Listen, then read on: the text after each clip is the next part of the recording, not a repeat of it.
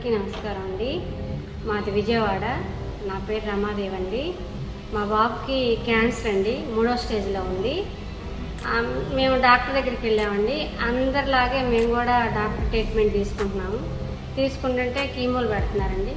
ఈ టైంలో వెంకటరావు అని మా చుట్టాల అబ్బాయి అండి, తను వచ్చి పిన్ని ఐపల్స్ అని వచ్చింది, కొత్త ప్రోడక్ట్ వచ్చింది, ఇండస్ట్రీ నుంచి వచ్చింది పిన్ని, ఇది ఒక్కసారి వాడి చూద్దామన్నారు. సరే వాడి చూద్దామన్నారు కదా అని నేను కూడా ఒక 10 రోజులు పక్కన పెట్టేశాను.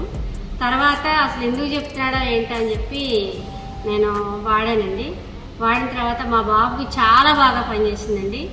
ఈరోజు మా బాబు ఇలా నిలబడ్డాడంటే అది నిజంగా దేవుడిచ్చిన వరం అనుకుంటున్నానండి. అది మా బాబుని ఈరోజు ఇలా నిలబెట్టి ఈరోజు మా బాబు మళ్ళీ జాబ్లోకి వెళ్ళేటట్టు, మళ్ళీ మా బాబు తనంతటికి తను జాబ్ చేసుకునేటట్టు దాన్ని నిలబెట్టిందండి. ఐపల్స్ దేవుడిచ్చిన వరం అండి. బాధ అది సంతోషం పక్క, బాధ ఒక పక్క సార్. అది నేను పడ్డ బాధ ఏ తల్లి పడకూడదు, కానీ దేవుళ్ళలాగా ఐపల్స్ నా కొడుకుని కాపాడిందండి. నేను కూడా దీన్ని ఎందుకు 10 మందికి షేర్ చేయకూడదు.